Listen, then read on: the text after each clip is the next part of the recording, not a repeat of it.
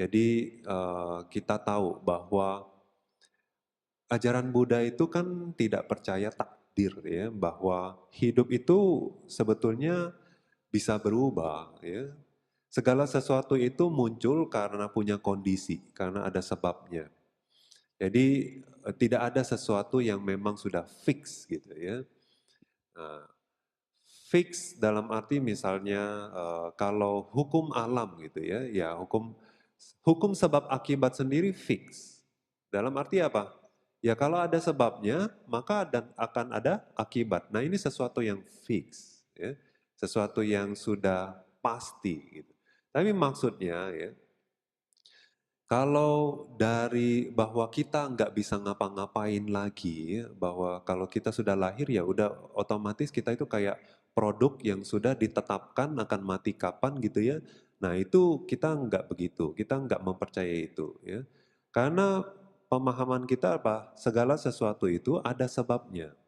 Kalau kita melakukan banyak kebajikan, ya kekuatan kama tidak bajik ini, ya kama buruk ini akan melemah atau tidak memiliki peluang untuk kembali berbuah ya atau berbuah terus gitu. Stop dia ya, bisa stop.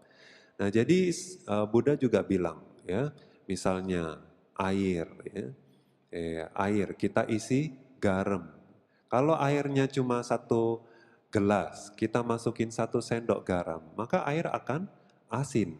Tapi kalau airnya banyak, 1 bak, 1 sumur, kita masukin 1 sendok garam, maka air tidak akan asin. Ya. Nah, oleh sebab itu juga kalau kita banyak kebajikan, ya, karma buruk itu tidak bisa eh, terlalu mengganggu kebajikan kita. Nah, kita lihat di dalam kehidupan ini misalnya ya, ada orang kaya tapi sakit ya, tetap sakit sama aja ya. Orang kaya bisa kena kanker. Orang miskin juga bisa kena kanker. Orang muda bisa kena kanker, orang tua juga bisa kena kanker. Jadi kalau karma buruk berbuah ya siapapun bisa mendapatkan hasilnya ya. Nah, tapi ya bedanya apa? Kalau orang kaya kena kanker, dia masih bisa dirawat ya. Setidaknya dia masih tidur di eh, tempat tidur yang nyaman, di ruangan yang bersih ya, dilayani, terus makan ya. Nah, kalau ya obatnya cocok, terus dia juga nyaman, makanannya juga cocok, dia bisa sembuh atau bisa ringan ya, penyakitnya bisa ringan, bahkan bisa sembuh. Tapi kalau yang miskin bagaimana?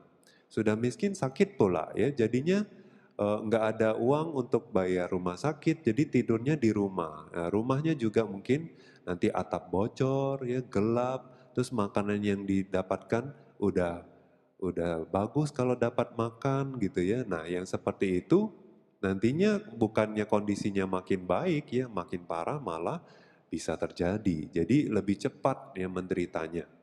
Nah itulah bedanya orang yang banyak kebajikan sama orang yang sedikit kebajikan.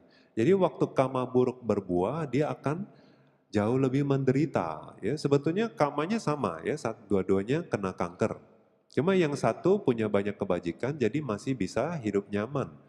Nah, atau bahkan bisa sembuh. Ya. Nah jadi itu bedanya.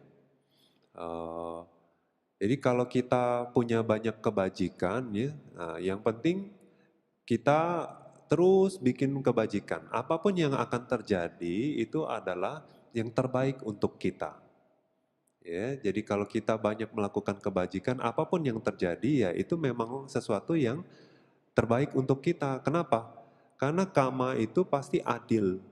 Ya, kalau memang bukan milik kita, karma itu nggak akan berbuah. Ya. Jadi kalau kita kebajikannya 500 misalnya, 500 poin, ya kita akan menerima yang sepantasnya kita gitu ya. Gak mungkin kita tiba-tiba dapat yang tidak bukan bagian kita gitu ya, yang melebihi dari karma kita, nggak mungkin. Nah jadi banyak berbuat karma baik itu penting. Ya, yang terjadi akan yang terbaik untuk kita. Nah kalau memang yang terbaik itu belum bisa melewati penderitaan Anda ya berarti sebetulnya kurang karma baiknya ya. Nah, juga kita nggak bisa kurangin berbuat karma baik. Kalau enggak, kenapa? Karma buruk akan makin berat. Jadi kita sebetulnya nggak ada pilihan ya. Berbuatlah karma baik sebanyak-banyaknya sampai Anda bisa terbebas dari samsara, itu adalah yang lebih penting.